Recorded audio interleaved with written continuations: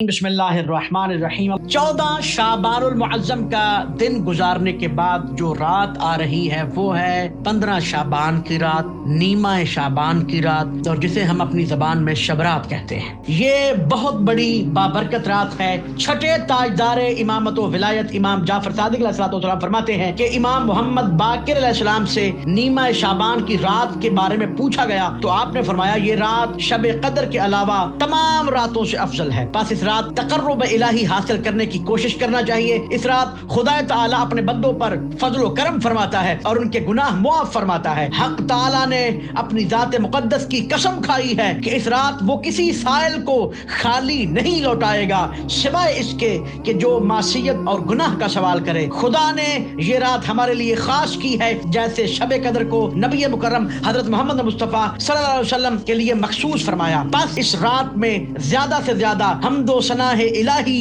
اور اس سے دعا و مناجات میں مصروف رہنا چاہیے۔ اس رات کی عظیم الاعظم بشارت سلطان عصر حضرت امام مہدی علیہ السلام کی آمد باسعادت ہے، جو کہ 255 ہجری قمری میں بوقت صبح سامرہ میں ہوئی۔ اس رات کے چند ایک اعمال عرض کیے جائیں گے۔ سب سے پہلے غسل کرنا، یہ وہ غسل ہے کہ جس سے گناہوں میں تخفیف ہوتی ہے۔ دوسرا عمل نماز اور دعا و استغفار کے لیے شب بیداری کرنا۔ چوتھے تاجدار امامت و ولایت امام علی زین العابدین علیہ السلام فرماتے ہیں کہ جو شخص اس رات بیدار رہے اس کے دل کو اس دن موت نہیں آئے گی جس دن لوگوں کے قلوب، لوگوں کے دل مردہ ہو جائیں گے۔ اس رات کا سب سے بہترین عمل امام حسین علیہ السلام کی زیارت پڑھنا ہے، جس سے گناہ معاف ہوتے ہیں۔ اور روایت ہے جو شخص یہ چاہتا ہے کہ 1,24,000 انبیاء کے ساتھ مصافحہ کرے تو وہ کبھی اس رات کو یہ زیارت ترک نہ کرے۔ حضرت کی چھوٹی سے چھوٹی زیارت بھی اپنے گھر کی چھت پر جائے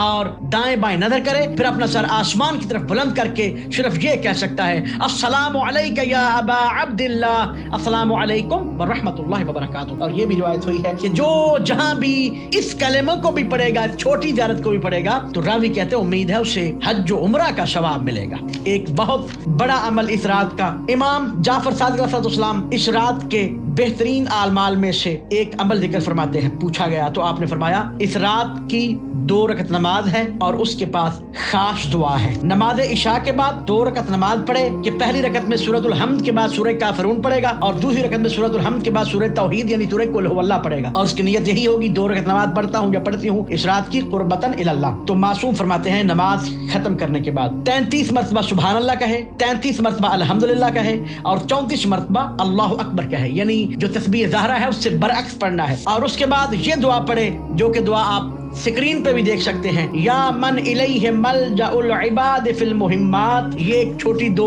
صفوں 2 پیج کی دعا ہے، یہ دعا پڑھے جو کہ ختم ہو رہی ہے ہوا اعظم منک، اور یہ دعا ختم کرنے کے بعد پھر سجدے میں جا کر 20 مرتبہ کہے یا رب یا رب یا رب، اور پھر 7 مرتبہ کہے یا اللہ یا اللہ یا اللہ، اور پھر 7 مرتبہ کہے لا حول ولا قوت الا باللہ، لا حول ولا قوت الا باللہ، اور پھر 10 مرتبہ کہے ما شاء اللہ ما شاء اللہ، اور 10 مرتبہ پھر کہے لا قوت الا باللہ، لا قوت الا باللہ، اور پھر محمد وآل محمد پر درود بھیجے۔